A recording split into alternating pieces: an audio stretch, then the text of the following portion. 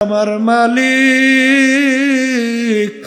যে আযাবের ঘোষণা দিছে, যেই জাহান্নাম তৈরি করছে, ওই 1 সেকেন্ডের আযাব সহ্য করার শক্তি দুনিয়ার কোনো মানুষের না। আমার উম্মত কিভাবে জাহান্নামের আগুনের ভিতরে জ্বলবে, এই চিন্তায় চিন্তা আমি রসুলের দাড়ি পাইখা গেল, আমি রসুলের পিঠ গুজা হয়ে গেল। এ কবরের যাত্রীরা, আল্লাহর হাবিব কিন্তু তার নিজের চিন্তায় দাড়িও পাকে নাই, তার নিজের চিন্তায় পিঠ মোবারকও বুঝা হয় নাই। তোমার আমার চিন্তা আল্লাহর হাবিবের দাড়ি মোবারক পাইখা গেল, পিঠ মোবারক গুজা হয়ে গেল। আমার বাজানদেরকে বলবো, পর্দালে মা বোনদেরকে বলবো, কি যাতনা বিষে বুঝিবে সে কিসে, কি যাতনা বিষে বুঝিবে সে কিসে, কবু আসি বিষে ধ্বংসিনী যারে। বাজান তোমার আমার চেষ্টাও নাই, চিন্তাও নাই, এই জন্য চোখেও পানি নাই। ধরাকে সরা জ্ঞান মনে করো না, যা মনে করে তা করো, কিন্তু মনকে বুঝো রে মন, দুনিয়া কিন্তু থাকার জায়গা না। কেউ কোনোদিন থাকতে পারে নাই, কেউ কোনোদিন থাকতে পারবেও না। কিন্তু নাফরমান হইয়া যদি কেউ কবরে যাইয়া শুইয়া বসো, আরে আমার মালিক বলেন এই কবর কিন্তু আসল কবর থাকবে না। নাফরমানের কবরের ভিতরে জাহান্নামের আগুন এসে ভইরা যাবে।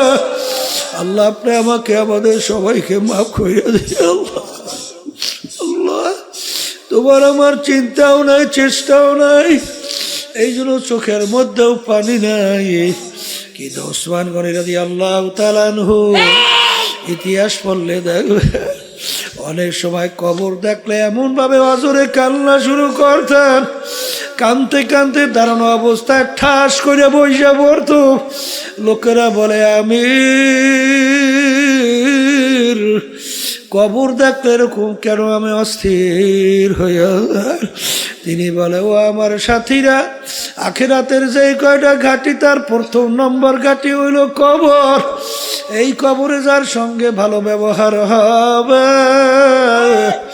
সামনের ঘাটিতেও ভালো ব্যবহারের আশা করা যায়। এই জন্য আমি কবর দেখলে সহ্য করতে পারি না।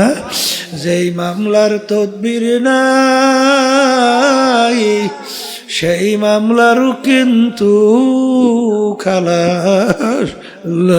আল্লাহ হাবিব সাল্লাল্লাহু আলাইহি ওয়াসাল্লাম নিজে দিন মজুরি কাজ করার জন্য নেমে গেছে সরদারে দুজাহান। যাই দেখে কূপের পাশে ইহুদি এই কূপের থেকে পানি উঠায়, বুঝেন নাই? আল্লাহ বলতেছেন, যদি কূপের থেকে আমি পানি উঠাই, বালতি পরিবর্তে কি দেবা? 2টার 4টে করে খেজুর, স্মরণ নাই। ঠিক আছে, তা আমি উঠাই দিই। যখন উঠাইতেছে, আল্লাহর কুদরত দেখে, ওই যে বালতির লগে রশি আসিল নরম, ওই রশি ছিঁড়িয়া বালতি ঠাস করে পড়িয়ে গেছে কূপের মধ্যে। ওই জালেম কাফের এত বড় বদমাইশ আল্লাহর হাবিবের উপর আক্রমণ করে বসছে। আল্লাহ মাফ করে দেন। তা আল্লাহ রাসূল সাল্লাল্লাহু আলাইহি ওয়াসাল্লাম তার জাহেরা হাতখানা বাহিরে আর বাতিনে হাতখানা পানির নিচে ঢুকাইয়া দিচ্ছে। ঢুকাইয়া বালতি উঠাইয়া তারপর বাইন্দা বাকি কাজ কইরা নিজে খেজুর খাইয়া আবার নাতি নুতকুর বাচ্চাদের জন্য, মেয়ের জন্য খানা নিয়ে আসছে। এখন আল্লাহর হাবিবের উপরে আক্রমণ করছে যে এই হাত দিয়ে, ওই হাত সুস্থ আছে, শুরু হয়ে গেছে জ্বালাপোড়া। সহ্য করতে না পারিয়া কূপ দিয়ে কাটিয়ে ফেলাইছে। এখন কাটা হাত, ওদিকে অস্থির, কিন্তু শুনছে মুসলমানদের নবী। তা এখন কি করি? আমি তো অন্যায় করছি, এ দোষ তো তার না, তো আমার রশির দোষ, এটা তার দোষ কি? আমি অন্যায়ভাবে তাকে আঘাত করছি। তালাশ করতে করতে যে আল্লাহর হাবিবের কাছে যাইয়া যখন বলেন যে আমি অন্যায় করছি, আমাকে মাফ করে দেন, এই অপরাধ আমার হাতটাও আমি কেটে ফেলছি, এখন হাত নিয়ে আমি করবো কি? ওই কাটা হাত আল্লাহ নবী সাল্লাল্লাহু আলাইহি ওয়াসাল্লাম কাটার ওই জায়গায় লাগাইয়া আঙ্গুল দিয়ে একটা টান দিয়েছে, সঙ্গে সঙ্গে যেই হাত সেই হাত হয়ে গেছে। এরকম মৌজেজা আল্লাহর হাবিবের থেকে 32-এর মতো প্রকাশ পেয়েছে, আল্লাহ করেছে। এরকম ঘটনা একটা দুইটা? মুসলমান, মুসলমানের গানে জন্মগ্রহণ করিয়া ইয়াহুদি, নাসারা, খ্রিস্টান, বিজতি, এদের কালচার, এদের সংস্কৃতি তোমার ভালো লাগে, আর মুসলমানদের তোমার কালচার, ঐতিহ্য, সংস্কৃতি তোমার ভালো লাগে না, তোমার কপাল পড়ছে। এই জন্য কবি এক কথায় বুঝাতে যেয়ে বলছিলেন, আদমিয়া দাদাই বা জব মুসলমান করদাই আয় খোদা করবা সওয়াব ইহসা বর ইহসা করদাই। এ আমার মালিক, তোমার যে আমার উপরে কত দয়া, কত মায়া। মালিক, আমি তো তোমার কাছে দরখাস্ত করি নাই, কেউ দরখাস্ত করছে? আমার মালিক, দয়া মায়া করে আপনি আমার রূহকে মুসলমানের ঘরে দান করেন, এরকম দরখাস্ত করছেন কে কে? করছেন? করেন নাই? আমার মালিক ইচ্ছা করলে তোমার আমার রূহকে হিন্দুর ঘরে দিতে পারতো না? খ্রিস্টান, অন্য বিজাতি, কিন্তু দয়া মায়া কইরা আমার মালিক তোমার আমার রূহকে মুসলমানের ঘরে দান করছে। আজকে এখন আমি পরিচয় দেয় আমি রেজাউল করিম, কেউ পরিচয় দেয় আমি আব্দুর রহিম, কেউ পরিচয় দেয় আমি রহিমা খাতুন। এই মায়া দয়া কে করছে? হ্যাঁ, এই একটা শুকরিয়া শেষ দেয় বলে কিয়ামত পর্যন্ত আদায় করেন তো, আদায় শেষ হবে? ওয়াইন তাউদ্দু নি'মাতাল্লাহি লা তুহসুহা। এই আল্লাহর বান্দা বান্দিরা, প্রতিটা ক্ষেত্রে সেকেন্ডে সেকেন্ডে আল্লাহর দয়া মায়া নেয়ামত তোমার আমার উপরে সর্বত্র, আমরা নেয়ামতের উপরে চলি। আমার মালিক তার নেয়ামত বাতার যদি 5 মিনিটের জন্য বন্ধ কইরা দেয়, বরমেয়াগিরি আর থাকবে না। সব বরমেয়া 5 মিনিট পর দেখবা সব লাশ হইয়া পইরে আছে। জোরে বলেন কথা ঠিক কি? এই যে বাতাস নেয়ামত আমরা ভোগ করতেছি, নেয়ামত কার? জোরে বলেন কার? আহা, কি শুকরিয়া আদায় করছো, কি শুকরিয়া! হ্যাঁ, কত অন্ধ মানুষ তোমার আমার সামনে হাত পাতে পয়সা চায় আর আফসোস করে আর বলে, হুজুর আল্লাহ আমাকে 2টা চক্ষু দেয় নাই, আমি তামাম দুনিয়াটা দেখি অন্ধকার। হুজুর টাকা দেবেন, চাউল কিনবো, ভাত পাক করে খাবো। বাজান যদি চক্ষু বন্ধ কইরা নিরিবিলি মুরাকাবা চিন্তা করো, আমার মালিক ইচ্ছা করলে তোমাকে আমাকে তো এরকম বন্ধ কইরা বানাইতে পারতো। আসলে পারতো? এই চক্ষু নেয়ামত কে দান করছে? কিন্তু এই চক্ষু নেয়ামত পাইয়া শুকরিয়া আদায় করেন? হ্যাঁ, বরঞ্চ অনেক অন্ধ,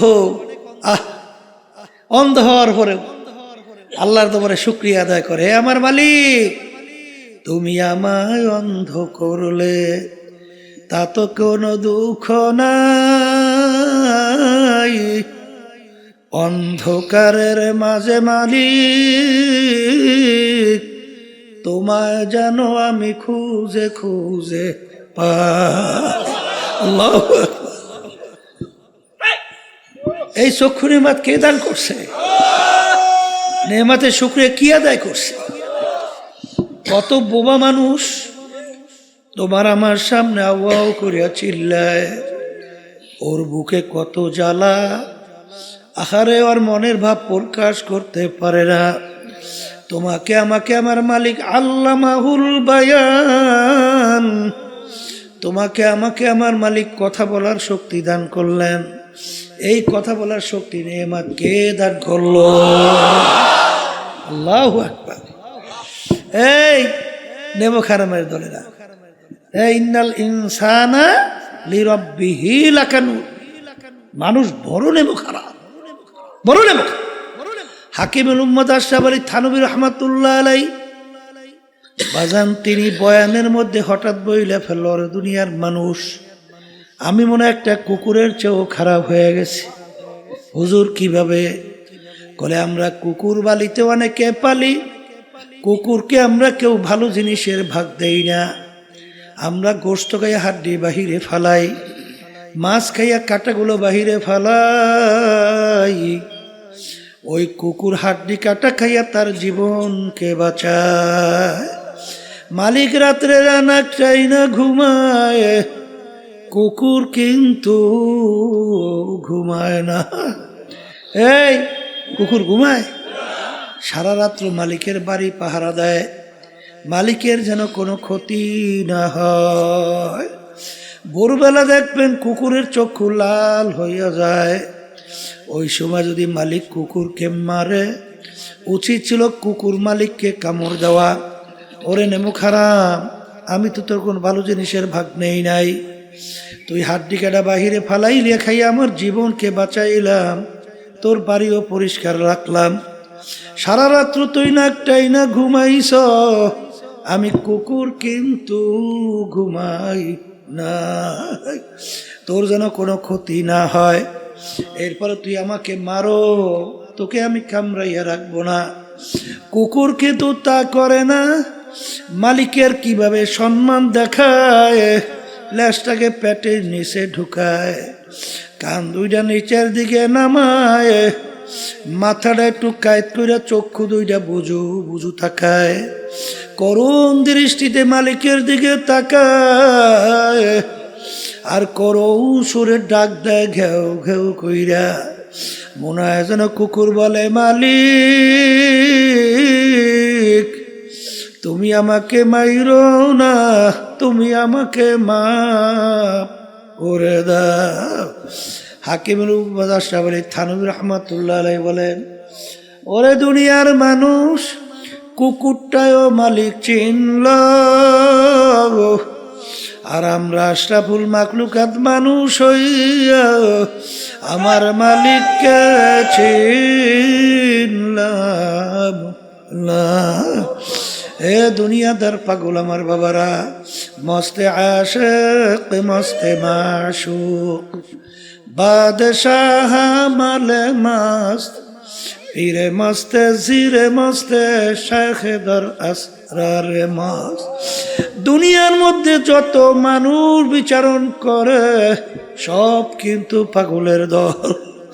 কেউ বা বেশি বেশি টাকা পয়সা কামাই করার জন্য পাগল, কেউ বা বেশি বেশি সম্পদ কামাই করার জন্য পাগল, কেউ বা সুন্দর বাড়ি গাড়ি করার জন্য পাগল, কেউ বা পীর মুফতি মুহাদ্দিস হওয়ার জন্য পাগল, কেউ বা সভাপতি সেক্রেটারি হওয়ার জন্য পাগল, কেউ বা বাজান ও সুন্দরী মেয়ে বিবাহ করার জন্য পাগল।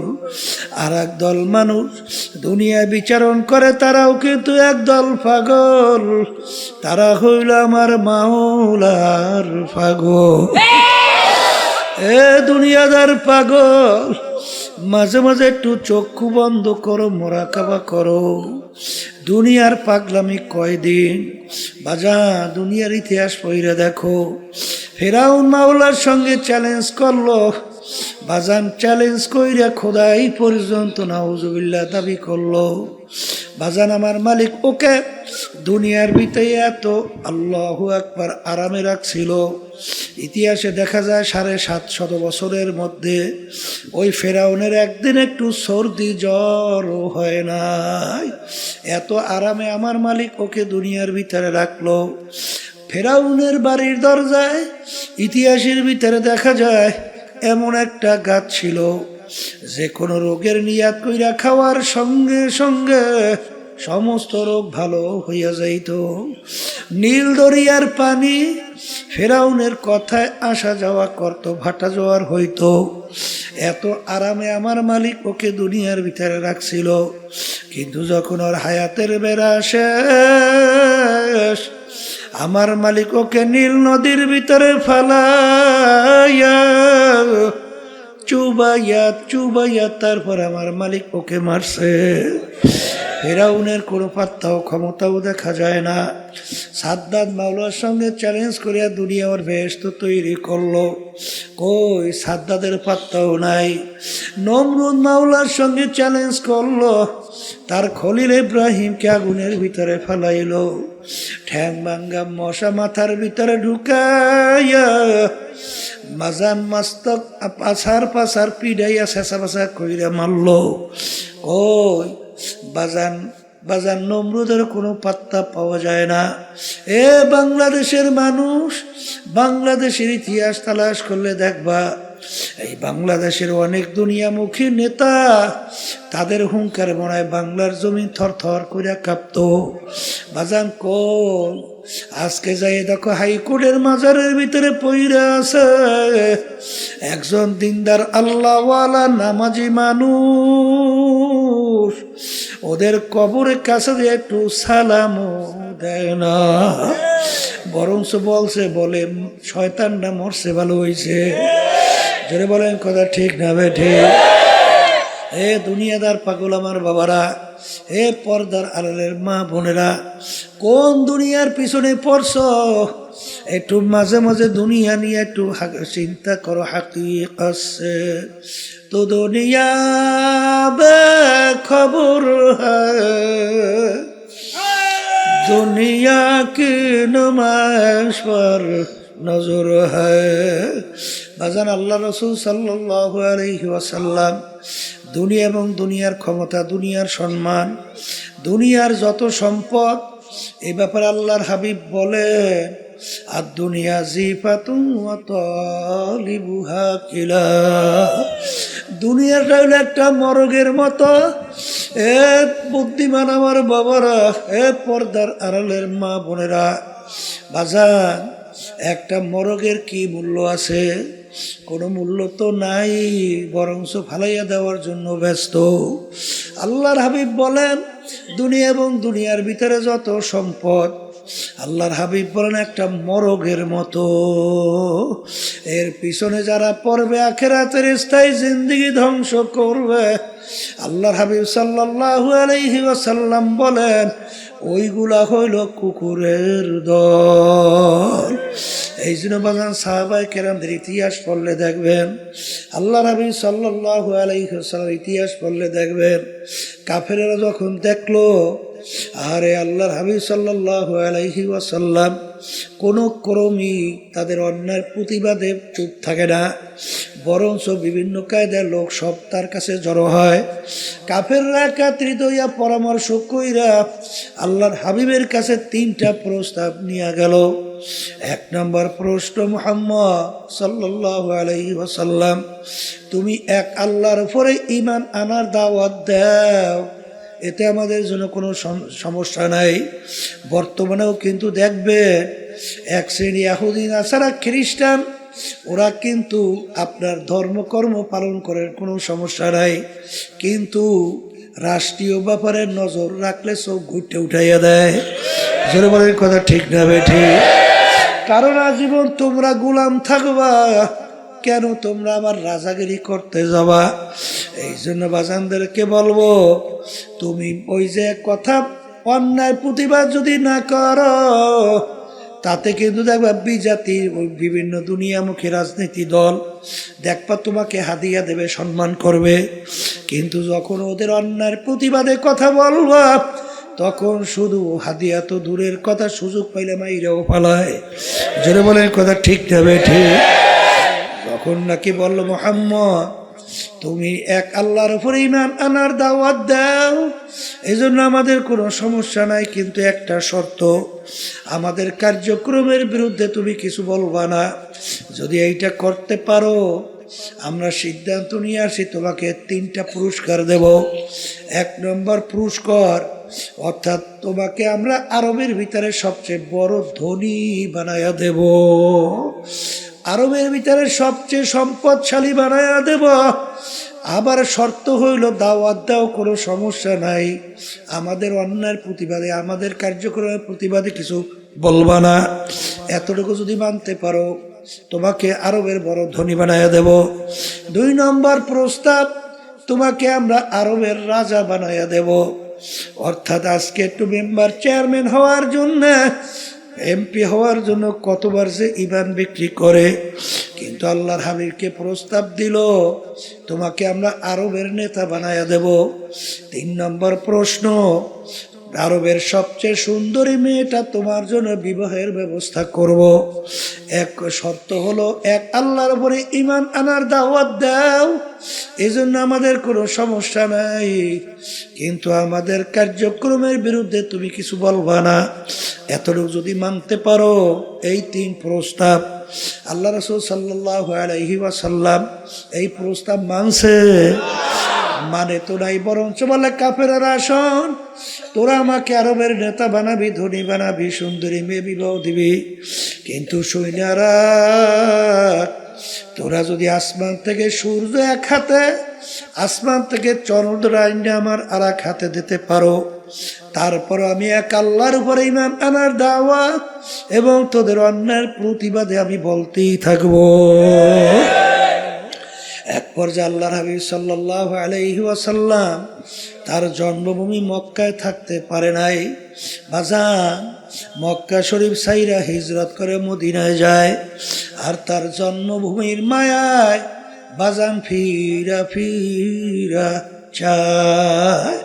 বর্তমানে এক শ্রেণীর আছে, খুব দরবেশ হইছে, খুব নামাজি, খুব তাসবিহ জিকির করে, কিন্তু অন্যায়ের প্রতিবাদে মান রাআ মিনকুম মুনকারান ফালিয়ুগাইয়িরহু বিয়াদিহি ফাইন লাম ইয়াস্তাতি' ফাবিলিসানিহি ফাইন লাম ইয়াস্তাতি' ফাবিকলবিহি ওয়া যালিকা আযআফুল ঈমান। আল্লাহ নবী সাল্লাল্লাহু আলাইহি ওয়াসাল্লাম বলেন, অন্যায়ের প্রতিবাদে তোমার যদি শক্তি থাকে, অন্যায়কে হাত দিয়ে ফিরাইয়া দাও। ওই পরিমাণ যদি শক্তি না থাকে, মুখ দিয়ে বইলে অন্যায়কে ফিরাও। ওই পরিমাণ যদি শক্তি না থাকে, মনে মনে পরিকল্পনা করতে থাকো কিভাবে অন্যায়কে ফিরানো যায়। এখানে কিন্তু অর্থ করে মনে মনে ঘৃণা করো। এটা সম্পূর্ণ একটা অযৌক্তিক ব্যাখ্যা। কারণ আগে বললাম ফিরাও, এখন মনে মনে ঘৃণা করো, এই শব্দটা কোথার থেকে আসলো? ফালিয়ুগাইয়িরহু বিয়াদিহি ফাইন লাম ইয়াস্তাতি' ফাবিলিসানিহি ফাইন লাম ইয়াস্তাতি' ফাবিকলবিহি ওয়া যালিকা আযআফুল ঈমান। ঈমানের সঙ্গে সম্পর্ক। বাজারে এক শ্রেণীর দরবেশ 24 ঘন্টা ইবাদতে লিপ্ত, তাহাজ্জুদে কামাই নাই। এই জন্য এক আল্লাহর ওলি বলেন, बुजुर्गी की नहीं हमको जरूरत, गुलाम अपना बना ले खुदाया। এ আমার মালিক, আমার বুজুর্গি দরবেশি লাগবে না, তুমি দয়া মায়া করে তুমি আমাকে তোমার গোলাম হিসাবে কবুল করে নাও। আল্লাহর হাবিবকে বললেন 3টা প্রস্তাব। আরবের বড় ধনী, বড় নেতা, বাজান সুন্দরী মেয়ে বিবাহ। আল্লাহর হাবিব তো মানলেন না, বরঞ্চ তার মক্কা জন্মভূমি ছাড়লেন, মদিনায় গেলেন। বাজান জন্মভূমির মায়ায় মক্কায় ফিরা ফিরা তাকাইলেন। ঠিক আমার বাজানদেরকে বলবো, আমরা যারা নায়েবে রাসূল দাবি করি, আল উলামা ওয়ারাসাতুল আম্বিয়া, নবী কিন্তু নাই, কোনোদিন আসবে না। আমরা হইল নবীর নায়েব, আমরা হইল নবীর ওয়ারিস, এলেমের ওয়ারিস কিয়ামত পর্যন্ত থাকবে। বাজান, মা আতাকুমুর রাসূলু ফাখুযুহু ওয়া মা নাহাকুম আনহু ফান্তাহু। আল্লাহ রাবি যা কিছু নিয়ে আসছেন পুরাপুরি আঁকড়াইয়া ধরা লাগবে, যার থেকে নিষেধ করছেন পুরাপুরি ফেরা লাগবে। এই জন্য আমার ভাইদেরকে বলবো, আল্লাহর হাবিব সাল্লাল্লাহু আলাইহি ওয়াসাল্লামের মৌলিক 4টা কাজ ছিল। যারা বলেন কয়টা? 1 নম্বর মুখস্থ করেন দাওয়াত, 2 নম্বর মুখস্থ করেন তালিম, 3 নম্বর মুখস্থ করেন তাজকিয়া নফস, 4 নম্বরে জিহাদ। বাজান দাওয়াতও লাগবে, তালিমও লাগবে, তাজকিয়া নফসও লাগবে, জিহাদও লাগবে। দিন কিন্তু পরিপূর্ণ, বাড়তি কমতি আর কোনো দিক নাই, আর আসবেও না, পরিবর্তনও হবে না। আমার আব্বাজান রহমাতুল্লাহ আলাইহি চরমনায় জমিনে ঘুমায় আছেন। আমার আব্বাজান বলতেন, বাজান রে, আমার মালিক বলছেন, ওয়ালা তামুতুন্না ইল্লা ওয়া আনতুম মুসলিমুন, খবরদার তোমরা মুসলমান না হইয়া কেউ মরিও না। মুসলমান কাকে বলে? বুয়াদ গরদান নেহাদান এনানে খোদ বাদস্তে খাজাদাদা। ঘোড়ার মুখে যখন লাগাম লাগায়, লাগাম লাগাইয়া যখন লাগাম সাওয়ারি হাতে ছাড়ে, ঘোড়ার নিজের ব্যক্তিগত বুদ্ধি চালাকি আর চলবে না। সাওয়ারি যেভাবে চালায় ওইভাবে চলার নামই হলো লাগাম লাগানো। এ কবরের যাত্রীরা, হে পর্দার আড়ালের মা বোনেরা, আমরা মুসলমান কালিমা পড়ছি লা ইলাহা ইল্লাল্লাহু মুহাম্মাদুর রাসূলুল্লাহ, লা মাতলুবা ইল্লাল্লাহ, লা মাহবুবা ইল্লাল্লাহ, লা মাশুকা ইল্লাল্লাহ, লা ইলাহা ইল্লাল্লাহু মুহাম্মাদুর রাসূলুল্লাহ। हर तमन्ना दिल से रुखसत हो गई, हर तमन्ना दिल से रुखसत हो गई, अब तो आजा अब तो खिलवत आ गई।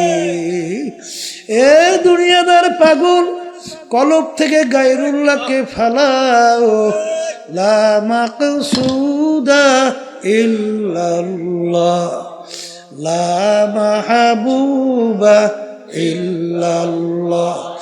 লা বইলা যখন ডান দিকে মাথা ঘুরাও, বাজান আল্লাহু আকবার। কারি ইব্রাহিম সাহেব রহমাতুল্লাহ আলাইহি তিনি বলতেন, বাজান যখন লা বইলা মাথা ডানে ঘুরাও তখন খেয়াল করো কলব থেকে সমস্ত গায়রুল্লাহকে ফালাম, গায়রুল্লাহকে ফালাইয়া দিতেছি।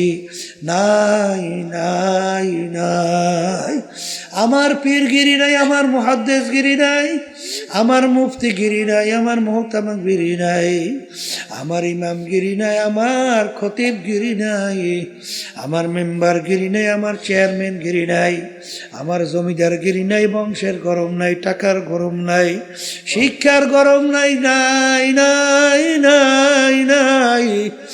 আল্লাহ বাদে কেহ মাবুদ নাই, হর তমন্না দিল সে रुखसत हो गई,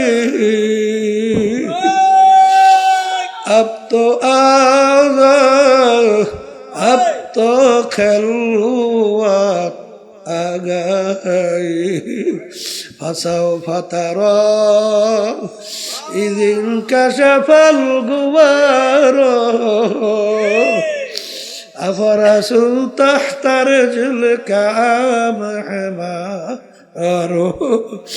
এ দুনিয়াদার পাগল আমার বাবারা, আজকে চক্ষু খোলা দুনিয়া আমি পরিচয় দেয় আমি পীর, কেউ পরিচয় দেয় আমি চেয়ারম্যান, আমি মেম্বার, আমি এমপি মিনিস্টার, আমি অমুক তমুক সমুক, আমি টাকার ক্ষম, আমি অমুক অমুক, আরে আমি অমুক বংশের, আমি মাতুব্বার, আমি সর্দার, আমি অমুক। এই পরিচয় কয়দিন দুনিয়াতে চলবে? যে কয়দিন চক্ষু দুইটা দুনিয়ায় খোলা থাকবে সেই কয়দিন পরিচয় চলবে। যেদিন তোমার বাড়ির পাশের মসজিদের মাইকে ঘোষণা হইতে থাকবে, বাড়িওয়ালা নাই রে বাড়ি,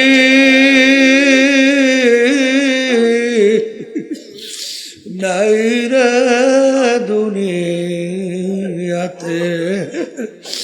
আল্লাহু আল্লাহ। এখন তাকাইয়া দেখো, কই তোমার টাকার গরম, কই তোমার ক্ষমতার গরম, কই তোমার বংশের গরম?